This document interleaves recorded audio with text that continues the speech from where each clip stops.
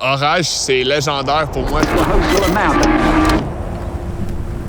J'ai des photos de moi, je suis tout petit, man. J'ai legit 10 ans, puis je porte du Orage, c'est une marque québécoise. Ce qui est le fun, c'est qu'à toi, le matin, tu te lèves puis qu'il y a quelque chose de nouveau, là. T'as une nouvelle idée. Le problème qu'on a chez nous, c'est qu'on veut la faire. C'était frais. Il y avait une image de rebelle. Je pense que les gens nous regardaient de loin en se disant « sont soit fous ou vraiment visionnaires ». Ben, je vous le dis, on était vraiment visionnaires.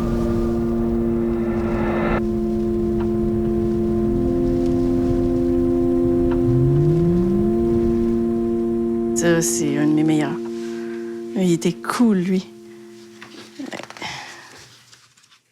Fait que tu sais-tu de quelle année à quelle année?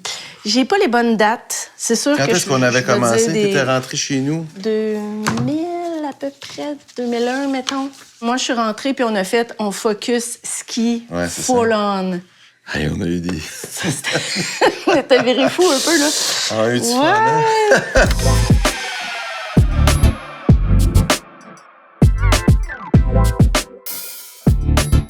Mon nom, c'est Éric Danjou, cofondateur Vêtements Orage. J'ai parti le projet, je devais avoir aux alentours de 20 ans. En même temps que j'étais à l'école en finance. Nous, on voulait être un spécialiste ski. Donc, on avait une force, on savait qu'on avait un avantage stratégique. C'est ce qu'on a dans le sang, dans nos veines. On avait vraiment quelque chose à dire dans le ski. Le fait qu'on m'a fait vraiment confiance, ma créativité n'a jamais eu de limite. Puis ça, je leur dois parce que ça a permis à ma créativité de vraiment exploser. Je peux dire que j'ai révolutionné au niveau des tissus, les matières. Donc, tout ce qui était pas technique, je m'assurais de l'amener technique. Par exemple, je pouvais amener un swatch de divan chez un fournisseur japonais, puis eux me faisaient Je les amenais dans ma folie, puis je leur expliquais j'ai besoin que ça soit breathable, faut que ça soit résistant à l'eau, faut que je puisse le laminer. Fait que je leur donnais des défis qu'ils prenaient parce que je pense que ça les amenait eux aussi ailleurs. Le snowboard a vraiment poussé le ski à se développer d'une belle façon. Puis nous, ben, écoute, on a embarqué là. On a embarqué lorsque tous ces inputs de snowboard-là rentraient dans l'industrie. Ça nous a permis justement de prendre une position de leadership. La cible est devenue super pointue, super claire. Qu'ensuite, toutes les grosses marques de ski traditionnelles ont toutes fait une petite collection free ski. Mais nous, on était les vrais. Donc, on a eu droit aux meilleurs riders, on avait la plus belle équipe.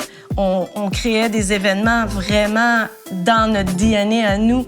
Puis on n'avait pas peur de perdre le skieur traditionnel, on ne l'avait pas. Nous, on regardait juste les jeunes, le free ski, puis c'était ça notre focus.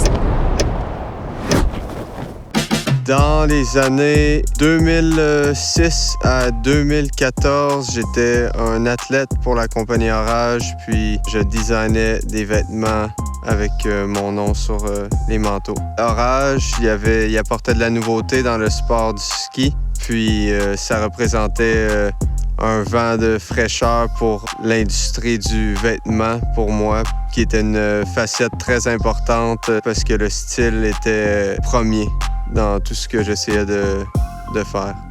Phil, il était trippant, là. Je me souviens, là, il était pas compliqué. Tout ce qu'il voulait, c'était quelque chose de gros puis de lousse. Fait que j'avais fait, tu sais, je sais pas si tu te souviens, le gros le down. Puis on a vraiment fait le manteau full oversize, le gros jacket B-Dog. Gros B-Dog. Ça, il y en avait sur toutes les pistes, là. Ça, c'était un Philippe 16 ans plus tôt. C'en est un mémorable, vraiment, là.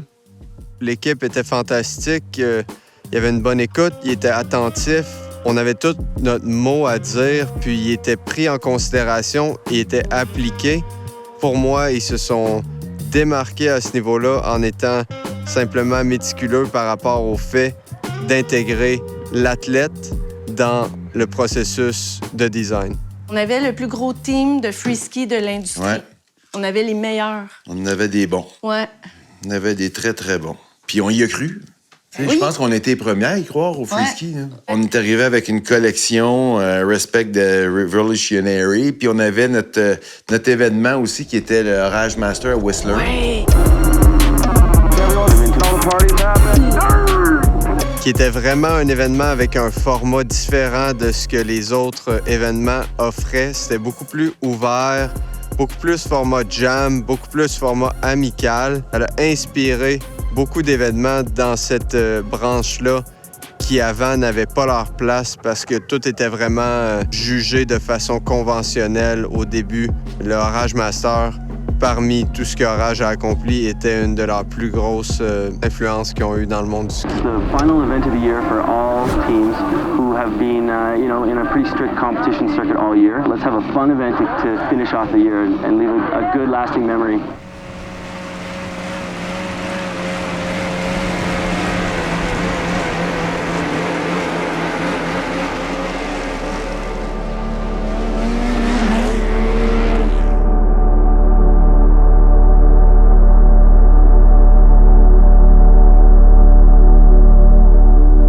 Mon nom, c'est Alex Beaulieu-Marchand. Je suis un skieur professionnel, puis ça fait 4 ans maintenant que je suis avec Orage. Moi, je portais du Orage quand j'étais un enfant. Orage, j'ai juste grandi avec ça. C'est un full circle que je suis sur Orage maintenant, genre en étant québécois. Genre, je suis juste vraiment fier de ça. C'était une marque cool, il y avait les Orage Masters, il y avait un mouvement derrière cette marque-là. Puis je pense qu'aujourd'hui, c'est un mouvement différent, mais c'est le mouvement aussi directement vers où je veux m'en aller. Il n'y a pas grand-chose qui a changé, là. Je pense que la base d'Orage est encore là. On cherche d'être relevant, authentique, puis d'avoir un flair que personne n'a. Au début, tu avais beaucoup de monde de parc. Puis je pense que, il y a 10 ans, les gens de parc ont fait un switch au backcountry. Dans le fond, c'est une évolution, c'est pas un switch. On pouvait faire ce qu'on pouvait faire dans un halfpipe puis sur un slopestyle, mais de le faire sur des features qui sont naturelles, c'est un autre statement, là. On adore aller en montagne, écouter le bruit de la montagne, sentir l'odeur de la montagne. C'est de la proximité, j'imagine, le parc, là. Mais le backcountry, c'est la pureté, là. Orage, j'ai passé de freestyle à freeride. Puis moi, j'ai fait la même chose. Puis je pense que il y a comme eu un temps dans le monde où tout le monde voulait un petit peu faire cette transition-là. Puis on l'a comme fait en même temps. Puis c'était parfait. Moi, je skiais du Orage dans le parc quand j'étais jeune. Maintenant, je skie du Orage dans le backcountry avec l'équipement technique pour ça. Puis ouais, ça a été un full circle. Came down and then did like that small drop above that little rock you're talking about. Yeah. And then come back and try and like air over this. Yeah. No, I see what you're saying. Like hip So it. yeah, like you stay like kind of low off the drop and then cut back and then. But you could just short the corner. But yeah, if I showed the corner a lot higher, then I can make a big scoop and go like kind of higher on the hip. Oh yeah. Yeah. My name's Mason Michon, and I'm a professional photographer. So working with some of the people at the company, we've developed, a trust and an understanding of one another, but then to, openly discuss the development of the products and how we can constantly improve the products for basically being outside all day in these harsh conditions. It goes deeper than just photography. You want to go up there? Yeah. Let's go do it.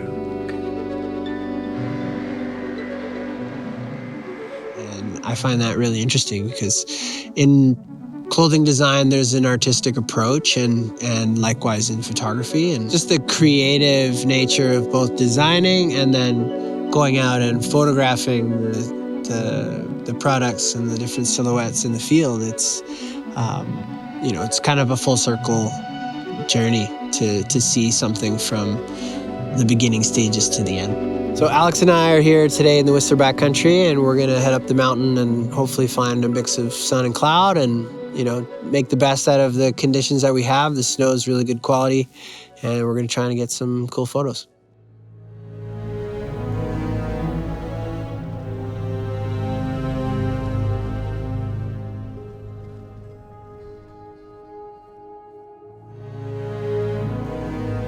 Okay, Alex, we're 100 down here. Draw!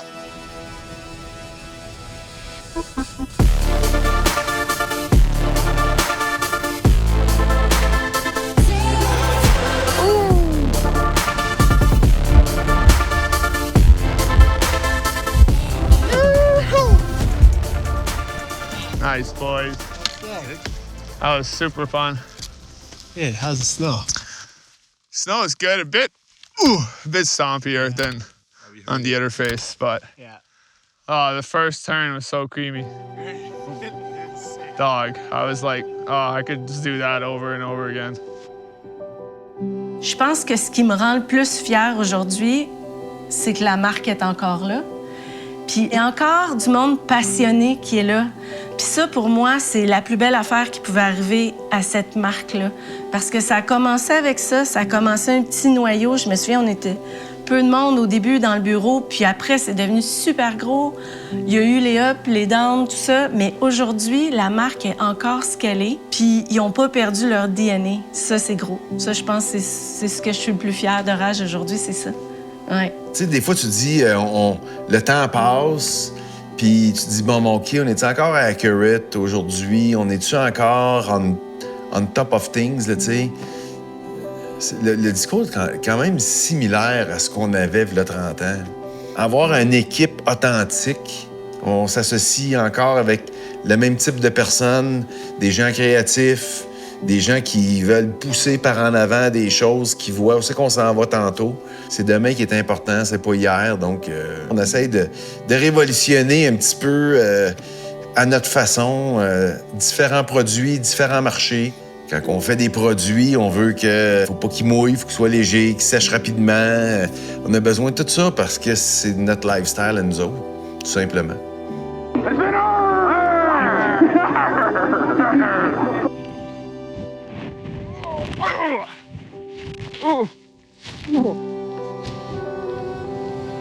Shitty way to end the day. Ça va, man? Ben oui. Ben oui. Yes. Dans les interviews, faut essayer de faire des phrases concises. Puis c'est quand même dur là, en français, là, en plus, je trouve. Encore plus qu'en anglais, je trouve. Genre, je fais juste parler avec des homies en français, là, puis avec ma mère, genre. Young Philippe, hein? Young. Ça devait avoir des genoux solides. Hein?